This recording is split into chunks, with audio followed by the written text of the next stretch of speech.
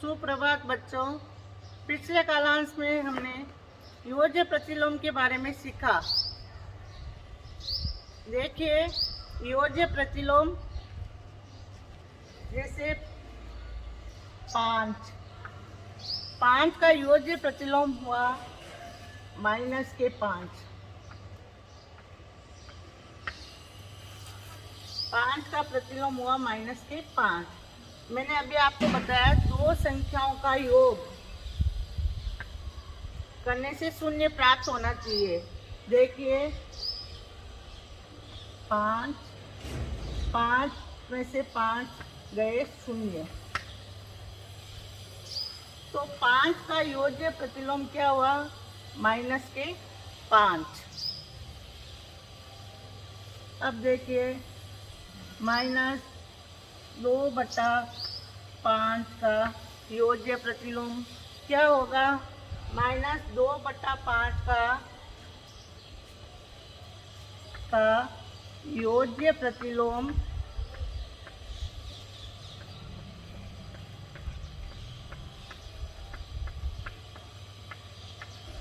-2/5 है। -2/5 का योज्य प्रतिलोम हुआ 2/5 प्लस के 2/5। देखो, -2/5 प्लस 2/5।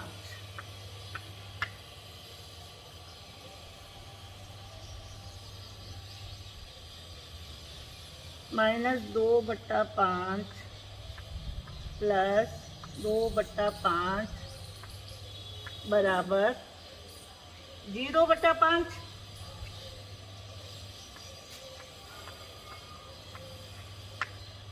इसमें भी शून्य प्राप्त हुआ है। और देखिए इधर,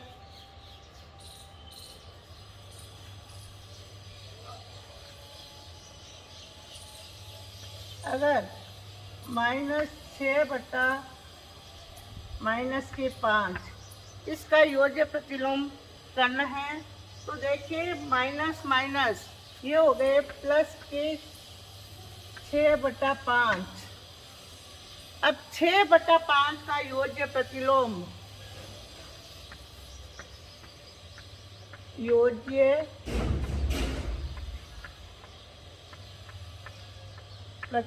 हुआ बराबर -6/5, क्योंकि ये प्लस के 6/5 का योज्य प्रतिलोम क्या हुआ? -6/5। ऐसे कई उदाहरण ले सकते हैं अपन।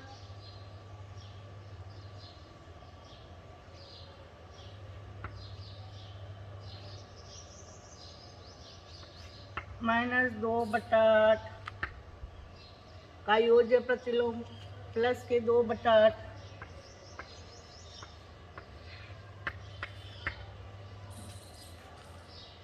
अब -2/8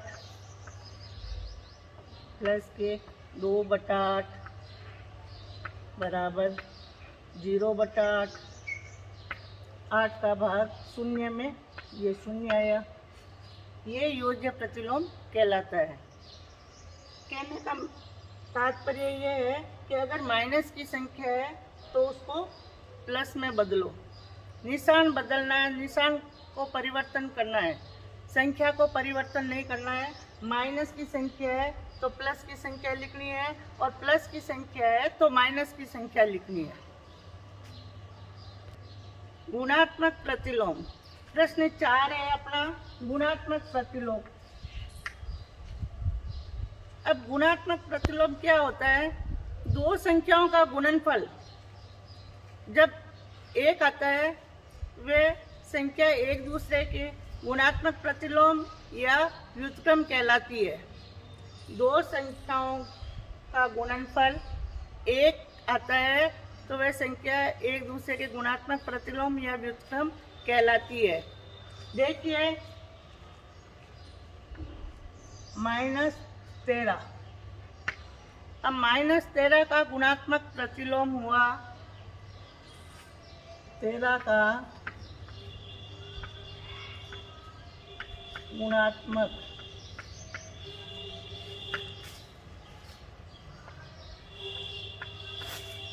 प्रतिलोम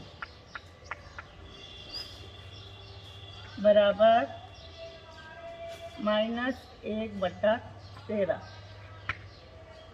देखिए -1/13 कैसे हुआ? देखो -13 का -13/1 इंटू, अब हर है उसको मैं अंश बना रही हूँ और यहाँ -13 अंश को हर, 13 एकम 13, ये संख्या कट गई -13 से। अब देखो 1 को 1 से गुणा किया, क्या आया? 1। हर को भी 1 ही आएगा।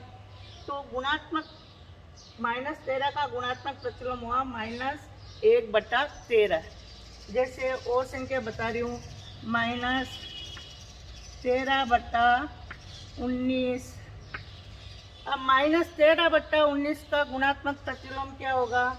देखिए -13/19 इंटू 19/-13। -13/19 का गुणात्मक प्रतिलोम हुआ 19/-13। 19 को काटा, 19 एकम 19, 19 को 19 से 19 एकम 19, ये कट गई 19 से 19 संख्या। -13 को -13 से काटा, क्या आया? 1। ये संख्याएं गुणात्मक, ऐसी संख्याएं गुणात्मक प्रतिलोम कहलाती है।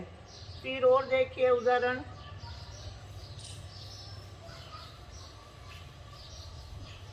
जैसे -2/5 इंटू -3/7।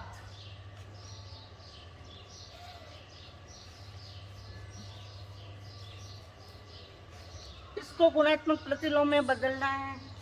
देखो -2 और -3 गुणे में क्या होता है?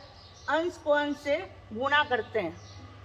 तो -2 को -3 से गुणा किया मैंने, तो आया -+ 3 दूनी 6। और हर को हर से गुणा किया, 5 को 7 से गुणा किया, 5 7 35, 6/35। अब 6/35 का गुणात्मक प्रतिलोम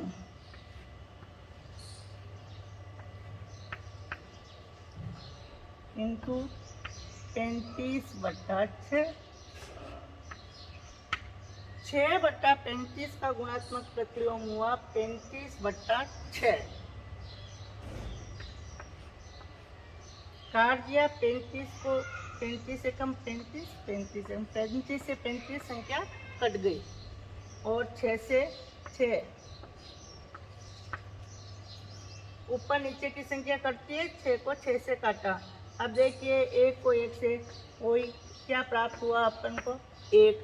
गुणात्मक प्रतिलोम में दो संख्याओं का गुणनफल 1 ही आना चाहिए, वही एक दूसरे के गुणात्मक प्रतिलोम या व्युत्क्रम कहलाती है। अब देखिए प्रश्न 5 में उचित गुणधर्म बताना है, कौन सा गुणधर्म काम आ रहा है। जैसे -4/5 इंटू 1 इंटू -4/5, इसमें कौन सा गुणधर्म लागू हो रहा है? इसमें गुणात्मक तत्समक लागू हो रहा है। कैसे? देखिए गुणात्मक तत्समक 1 होता है। गुणात्मक तत्समक वह संख्या होती है जिसको किसी संख्या से गुणा करने पर वही संख्या प्राप्त होती है। जैसे 1 को अगर मैं -4/5 से गुणा करूंगी तो -4/5 ही प्राप्त होंगे। तो गुणात्मक तत्समक का मतलब 1। अब 1 को किसी भी संख्या से गुणा करो, वापस वही संख्या प्राप्त होगी। तो ये गुणात्मक, इस प्रश्न में गुणात्मक तस्मक गुणधर्म लागू हो रहा है। जैसे इस प्रश्न में देखिए, -13/17 इंटू -2/7 बराबर -2/7 इंटू -13/17। इसको देखने से पता चल रहा है कि इसमें कौन सा गुणधर्म लागू हो रहा है, क्रम विनिमयता। देखिए क्रम बदला है इसमें, -13/17 इंटू -2/7। -13/17 को -2/7 से गुणा करो या -2/7 को -13/17 से गुणा करो, तो ये गुणधर्म है क्रम विनिमयता। जैसे देखो 2 इंटू 5, 2 को 5 से गुणा करो या 5 को 2 से गुणा करो, अपन को 10 ही प्राप्त होंगे। 2 को 5 से गुणा करेंगे तो भी 10 और 5 को 2 से गुणा करेंगे तो भी 10। ऐसे कई उदाहरण ले सकते हैं अपन। जैसे 4/4 इंटू 6 बराबर 6 इंटू 4। अब देखिए 4 को 6 से गुणा करेंगे तो भी 24 और 6 को 4 से गुणा करेंगे तो भी 24। तो ये क्रम विनिमयता गुणधर्म का प्रयोग हो रहा है इसमें। अब है तीसरा, -19/29 इंटू 29/-19 बराबर 1 आया है। अभी अपन ने किया था गुणात्मक प्रतिलोम। दो संख्याओं का गुणनफल 1 प्राप्त होना चाहिए, दो संख्याओं का गुणनफल 1 प्राप्त होना चाहिए। तो 1 आ रहा है दो संख्याओं का गुणनफल, तो ये इसमें गुणात्मक प्रतिलोम नियम लागू हो रहा है। देखिए 19 को 19 एकम 19, 19 एकम 19 कट गई, 29। तो क्या प्राप्त हुआ, 1। ये गुणात्मक प्रतिलोम है। अभी आपको मैंने कई उदाहरण देके गुणात्मक प्रतिलोम के सवाल करवाए थे। प्रश्न आपको गृह कार्य में करने हैं। 2 प्रश्न दिए मैंने। पहला प्रश्न है, निम्नलिखित में से प्रत्येक के योज्य प्रतिलोम लिखिए। योज्य प्रतिलोम करना है। 3 प्रश्न दिए हैं, 1 और 2 और 3, इनके योज्य प्रतिलोम लिखने हैं। दूसरा प्रश्न है, गुणात्मक प्रतिलोम ज्ञात कीजिए। इनका गुणात्मक 2 प्रश्न गुणात्मक प्रतिलोम के दिए हैं मैंने, तो ये आपको करना। आज इतना ही करेंगे। धन्यवाद।